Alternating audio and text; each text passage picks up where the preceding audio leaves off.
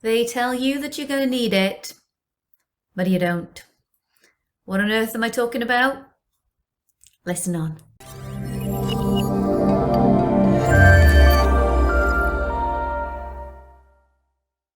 Hey, I'm Sarah, founder of The Dance Den. I am a dance and theatre school business coach that helps you get more profit in your dance or theatre school whilst having a life outside of the studio. Now, who's they and why do they tell you these things? Right, well, they are, the bank. They are like the business courses that maybe you go on that are not specific to our industry. People like that will always tell you that you need something called a business plan. Now, don't get me wrong. If you're going to loan money and borrow money from a bank, you will need a business plan. So, and I'm not saying that this is not for everything that you do. There are times when you will potentially need one. But when I first set up my business back in 1999, first thing I got told by the bank, first thing I got told by the business course that I was on, you've got to do a business plan. Now, in our industry, I don't actually see the need for it because realistically, right, there are certain things that you do need to know, yes, but do you need to put on a full-on document that you can present to somebody? Who are you going to present it to? I'm all for doing the work that you need to do, and I don't think you need to do the unnecessary work. Again, if you're going to go for a loan, they ask you for a business plan, do one then. Until that point, why? Why do it, right? Now, in my book, The Dance School Owner's Survival Guide, okay, it's on, get the picture right, it's on Amazon. Okay, go ahead and buy it. Now, this is where I actually genuinely say, here is where I go against all the advice I've been given. The advisors will tell you need them and you don't. So let's break it through what is normally in a business plan and what do and don't you need then, realistically. Right, an executive summary is what always starts it off. So things like a mission statement, your vision and your purpose. Well, I think you already know that, right? Do you need to condense it down into a small paragraph? If it helps you, yes. Is it necessary for you to run the business that we're running? No, because realistically, you know your why. You know why you started the school. You know the purpose of what your school is set out to do. You understand your values. Now, what you do have to do is make sure that those values filter through everything that you do within the school.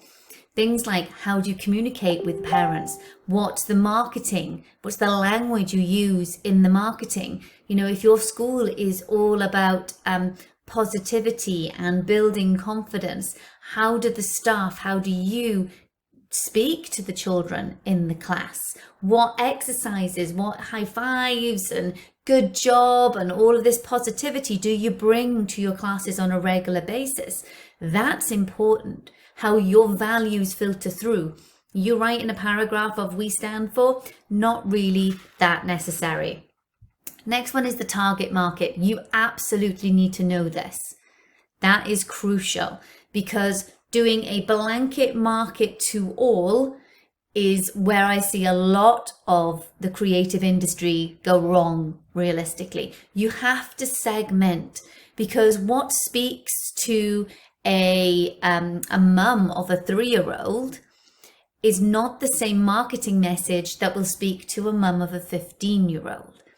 So you really have to segment everything down when you're speaking to your ideal client. And there's a whole section about that in this book, okay? Market analysis. Yes, you need to have an understanding of what your competitors in your area are doing. However, this is really, really important. This comes with a proviso that you have to have your blinkers on. Have an understanding of where they are in a price point or what they do, and then put your blinkers on and don't go back and look at them. Because if you spend a lot of time obsessing over what your competitors are doing, then you take the focus away from what you stand for and what you're doing. And that's the crucial bit. What is it that you're doing that stands for your values and where you want your school to head to? So stay in your own lane, guys. Absolutely stay in your own lane. Now, the next one is human resources. Who is your staff, payments, contracts, and all the rest of it? That is crucial. You do need that. If you're going to hire a member of staff, even if it's just an admin person, you need a contract. Absolutely.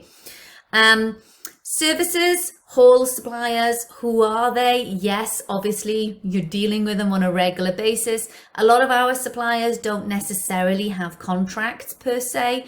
You may enter into their terms and conditions when you sign up for a wholesale or when you sign up for an account with them. So you need to have an understanding of what those are. However, I do advise that you have a contract for the venue that you hire. That's really important. So they can't just push you out at a moment's notice. The next thing that comes in a business plan is your marketing. What are you going to do? That is obviously really important. And then the next thing that comes in a business plan is operations. How do you plan on achieving all of the above? Well, you need a strong mindset and you need clear goals, and you need to know where you are heading within those goals and how you are going to get there. But do you need a full-on operations plan in the early days? No.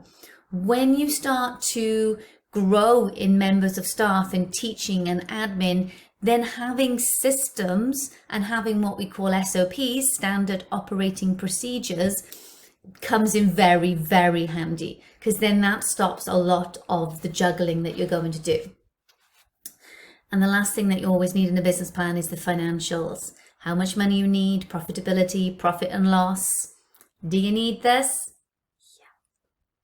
Yes, absolutely they need it. Hopefully when you start, you've done all your startup costs and you understand where your profits and your break-even points are. Hopefully you've done all of that. If you haven't, please reach out to me.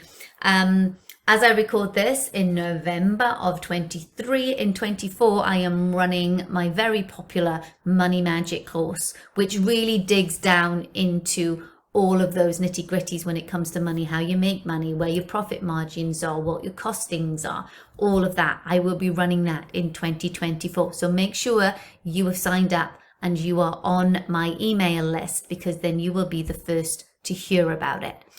So just to wrap all of this up, do you need this full-on document? No.